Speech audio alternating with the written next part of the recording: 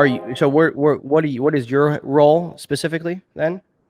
I mean, I want to say acquisitions, but at the same time, like acquisitions and just making sure everything runs smooth, until I can automate all the processes, like I'm still putting out fires.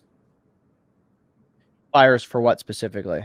Like if a system's not, for example, Podio, I learned quickly that I was missing phone calls that were incoming, things like that. Like, and then I'm distracted for 2 days because I'm trying to fix that process, things like that. So, putting out fires. Like I realize now I haven't even built out my drip campaigns in Podio. So now I'm working with someone to build out the drip campaigns and actually use Podio. I'm gonna stop you there for a second. Don't do that.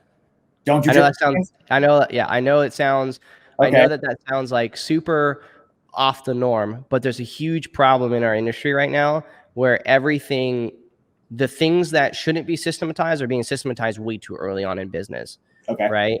And the reason why is because your lead manager, if you systematize a business, if you think about it from the numbers, that's why the numbers in each individual are so important. If you have 2 to 3 leads coming in a day, or even 5 leads a day, coming in just from your callers, right? Your lead manager is going to call those other 5. The next thing that they're going to do is they're going to, do what if everything's on automated follow-up? So only a very few amount of leads really should enter into that follow-up sequence. Everybody else should be being followed. If they're picking up the phone talking to you, then you should be talking to them, right? Your lead manager, that whole lead management process, people give it away to technology way too early, when it only takes 3 seconds to make a phone call, and that 3 seconds to do an actual phone call or send an actual SMS is going to be the difference between you having to bid up 75,000 versus somebody else, right? Because everybody's doing the systems automation on like Podio side, and it's just not needed, especially really early on. It's something that you add in once you need it, and you'll spend a bunch of money automating it. You'll build out all these templates.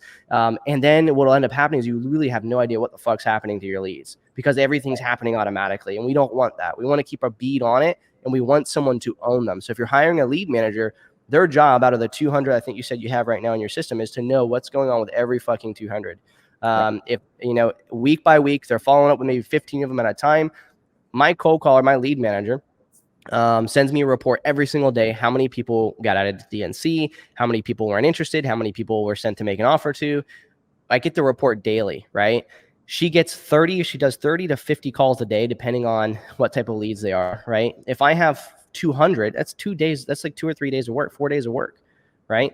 They have to have something to do, right? And maintaining the leads is a core component of that. So be very, very careful on that. So that would be my very first thing out of this is don't do that.